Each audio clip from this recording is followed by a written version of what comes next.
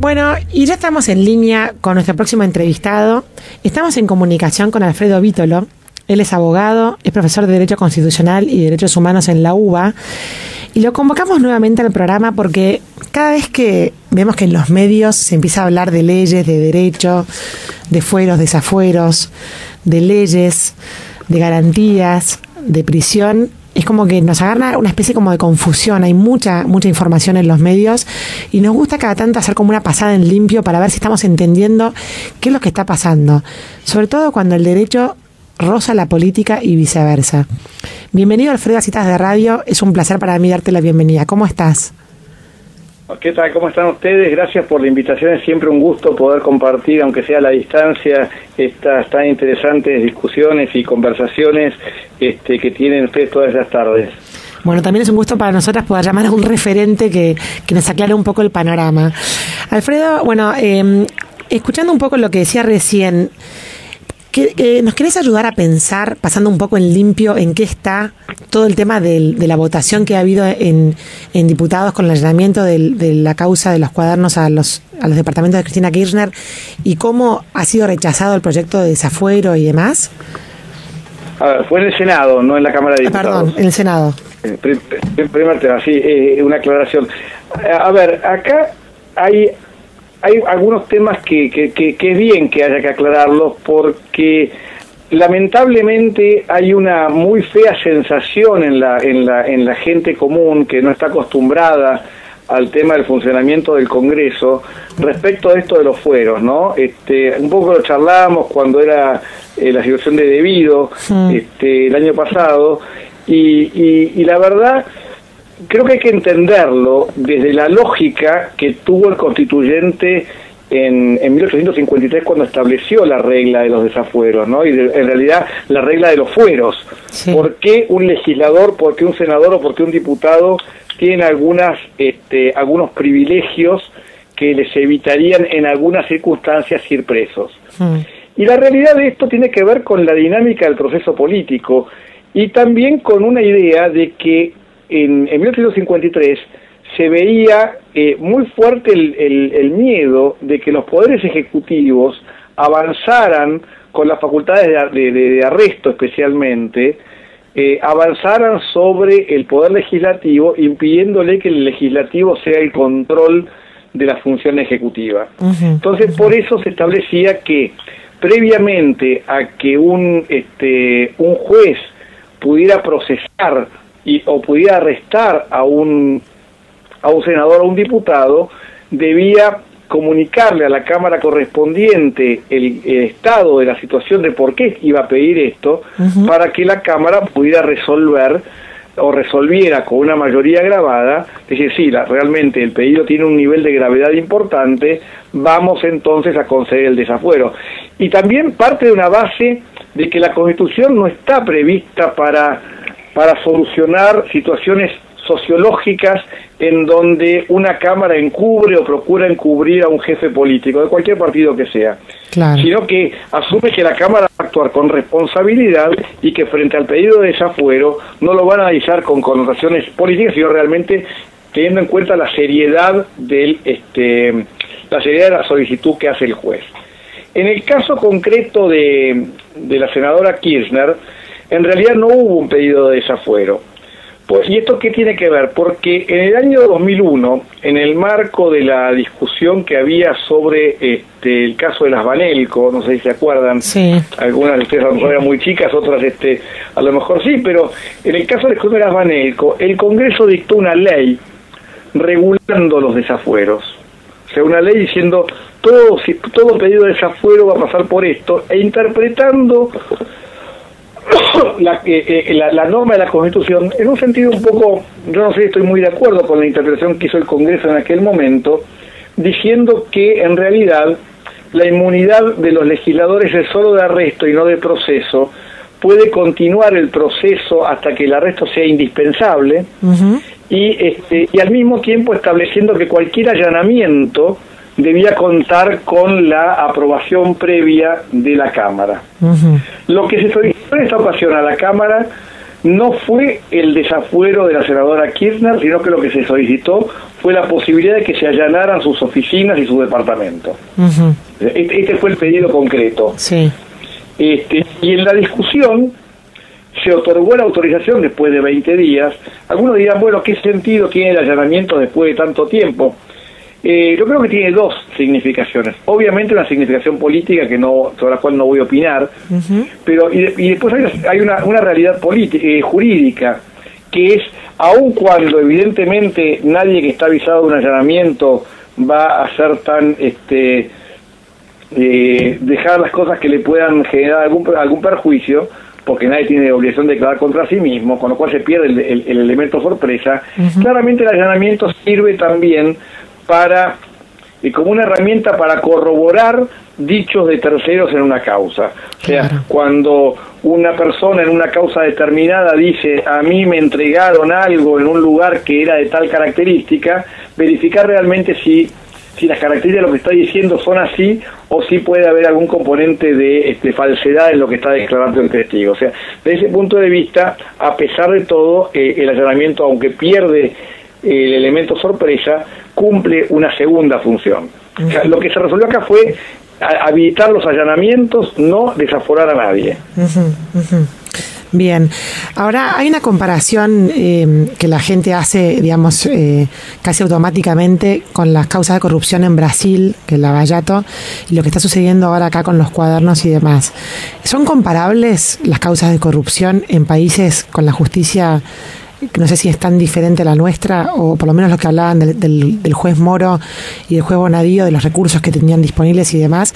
¿Se puede comparar algo parecido a Lava Jato con lo que está sucediendo en la Argentina ahora? Son sistemas jurídicos en mucha medida compatibles. Lo que pasa es que la legislación brasileña en materia de arrepentimiento es un poco más, ha avanzado más que la nuestra. Tenemos la ley de arrepentido, pero realmente es la primera vez que se pone en práctica concreta. Y entonces no sé si serían tan comparables. De todos modos, a mí me da la sensación, sin ser un experto penalista, porque en esto yo no soy penalista, no me dedico al derecho penal, me dedico al derecho constitucional. De esta óptica, la lógica funciona en un mecanismo similar. Tal vez la diferencia está en que las prerrogativas de los miembros del Congreso son diferentes, pero no veo grandes diferencias en el modo de tratamiento de la causa en Lava Jato de cómo está actuando el juez Bonadío. Bien. Y Vítolo, después hubo una manifestación enorme de la gente el 21 de agosto, pidiendo justamente creo yo que se esclarezca judicialmente la situación de toda esta causa de corrupción. Y después se ha votado la ley de extensión de dominio, que ha vuelto a diputados, ¿no?, con modificaciones. ¿Nos puede explicar un poco qué significa lo que está pidiendo aparentemente el grupo del peronismo, de que haya sentencia firme para poder... A ver, acá hay un problema de fondo también. Hoy casualmente lo comentaba con algún abogado, también algo más metido en este tipo de causas. En realidad la extinción de dominio ya la tenemos en el Código Penal. Ese es el primer elemento que yo quiero marcar. Nuestro Código Penal habla de que una consecuencia accesoria a la pena, que puede ser de cárcel o de multa o lo que fuere, se produce el decomiso de los bienes producidos y del producto del delito. O sea, la extinción de dominio ya está en el sistema jurídico argentino. Pero ¿qué pasa? El problema que tenemos en la República Argentina no es un tema de extinción de dominio, es un problema de duración de los procesos. Claro. Tenemos procesos judiciales extremadamente largos. Y en extremadamente largos tenemos causas que en realidad terminan por prescripción, porque sea por defectos del sistema, sea por negligencia, sea por incompetencia, porque hay de todo, en este tipo de cosas ha pasado de todo en la historia argentina, los casos no avanzan. Claro. Y entonces tenemos casos como ayer, que la Cámara de Casación resolvió en una sentencia muy interesante y que la verdad da todavía mucho para trabajar y analizar si esto está realmente de acuerdo con la Constitución o no, la imprescriptibilidad de los crímenes de corrupción. Claro. con fundamento en la Constitución. Y lo hacen en definitiva porque lo hacen en el marco de la causa IBM Banco Nación, porque la causa lleva 28 años. O sea, este es el problema. Llevamos 28 años con un proceso de corrupción que no ha estado cerrado. Y si se cerrara, la verdad es que generaría un escándalo jurídico, pero la pregunta es ¿por qué no se cerró antes? Sea con condena, sea con absolución. O sea, no estoy diciendo que acá hay que condenar, porque no conozco la causa además, sino que lo que decir es que este es el punto. Entonces, entramos a discutir la extinción de dominio como un parche a un sistema más complejo. Y en este parche, por supuesto, hay desde urgencias políticas hasta necesidades de dormir la pelota. Es un poco de cada cosa.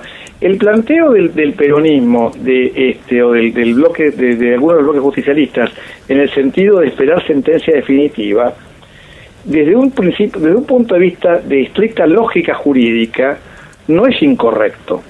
¿Por qué? Porque el principio de inocencia es un principio central de nuestro ordenamiento jurídico. Nadie es culpable hasta tanto no quede demostrado por una sentencia firme.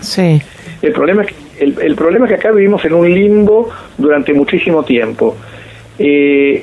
Entonces lo que el bloque del oficialismo planteó en su momento fue decir, bueno, creemos una acción civil que nos permita hacernos de los bienes en donde hay una fuerte presunción de que ha habido un delito, y eventualmente, si finalmente se descubre que esto no es así, habrá una acción de recupero, sea en dinero, pero no por la acción penal, porque la acción penal, y este es el otro elemento que marca uno de los elementos que planteaba el bloque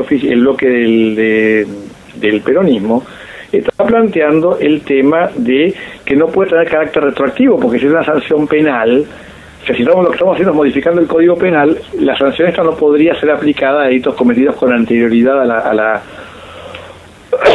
norma, con lo cual, si lo manejamos exclusivamente dentro del ámbito del derecho penal, claramente la corrupción que podría haber ocurrido hasta ahora no podría quedar alcanzada por esta nueva ley.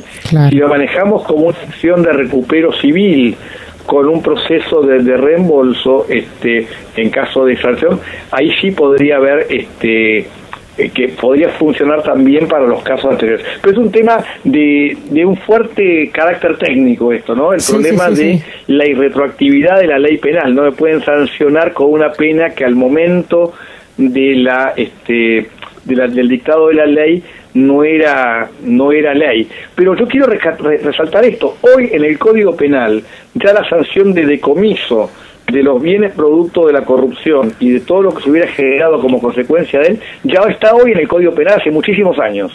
No es un tema ni de este gobierno, ni de anterior, ni de nadie más. Con lo cual no haría falta nada más. Si yo lo que voy a buscar es esta sentencia definitiva, no tengo para qué cambiar el Código Penal tal cual está el día de hoy.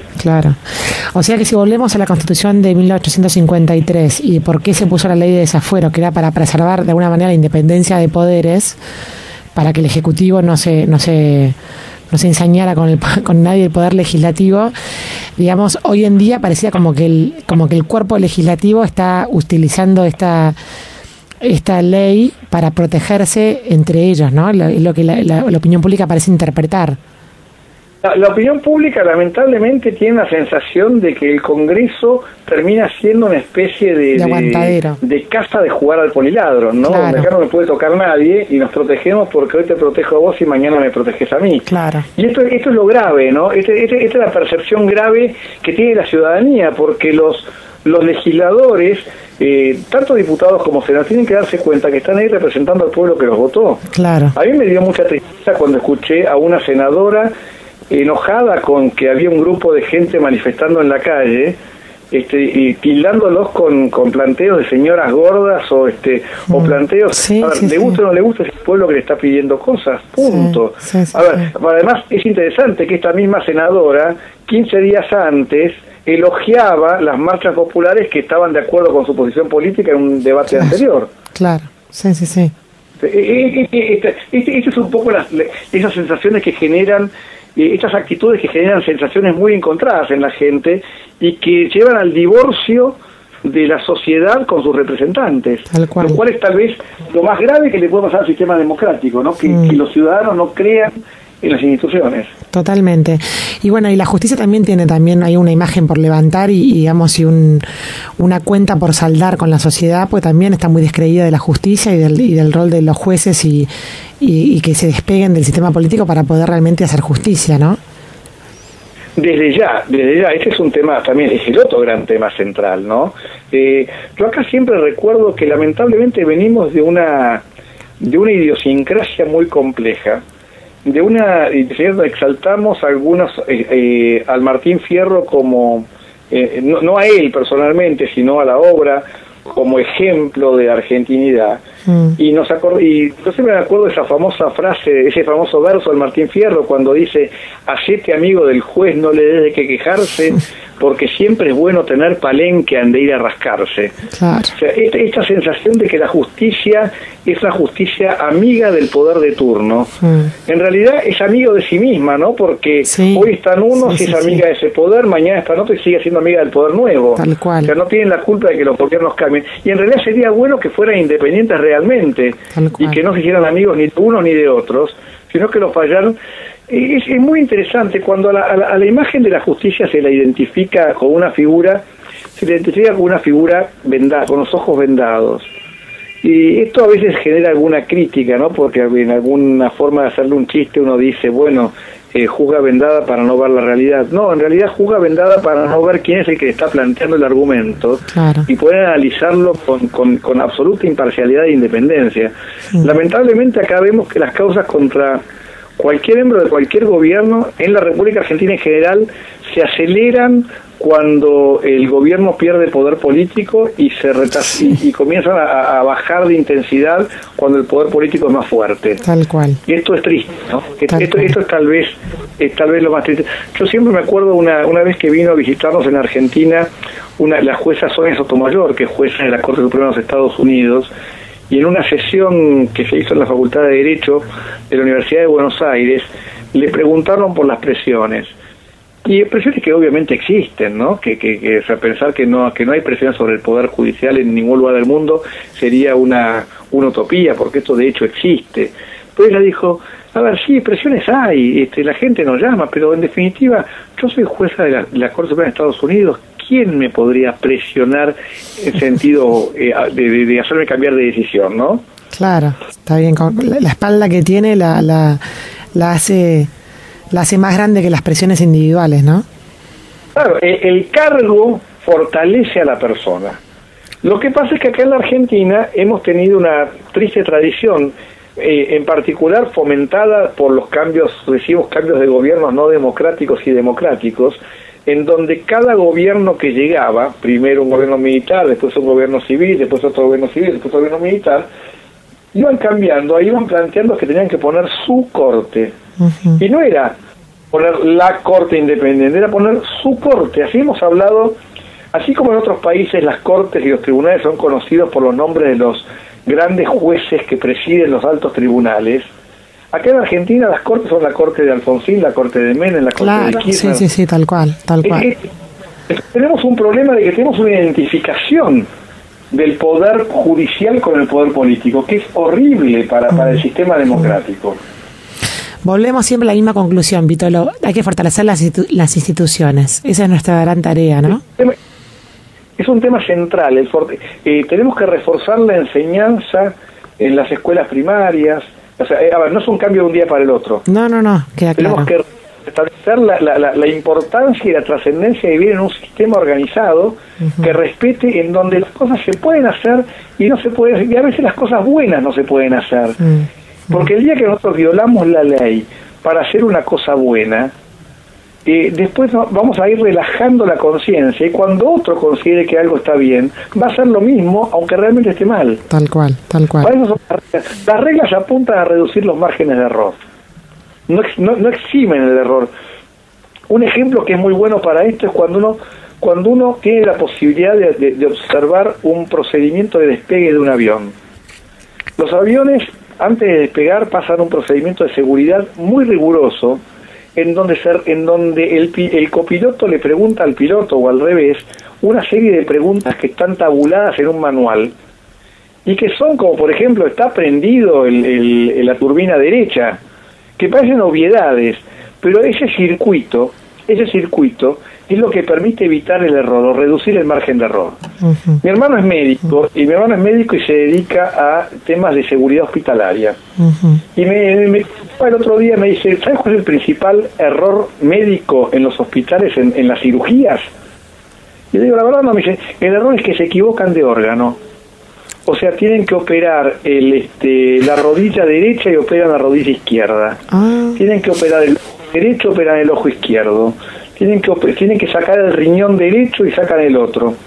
¿Y esto qué tiene que ver? Entonces, ¿qué estamos? Dice, estamos regulando protocolos, tratando de preparar protocolos de seguridad médica, y lo repetía un médico norteamericano, y protocolos de seguridad médica para que el médico, cuando llega a la operación, tenga necesariamente que revisar, que no confíe en su memoria, que tenga que revisar ese protocolo. La Constitución es un protocolo. Es un protocolo que nos dice cómo nos gobernamos para reducir el margen de error. No es la fórmula de la felicidad, ni mucho menos. Tampoco es exenta que nos vayamos a equivocar. Pero si la respetamos todos, si todos jugamos conforme a la misma regla, vamos a reducir sustancialmente el margen de error. Alfredo Vítolo, muchísimas gracias. Muy claro como siempre y es un placer tenerlo en Citas de Radio. No, gracias a ustedes y siempre a disposición. Muchas gracias. Adiós. No, gracias a ustedes. Bueno, y así pasaba Alfredo Vítolo dándonos una clase sobre institucionalidad, sobre derecho y sobre justicia en nuestro país.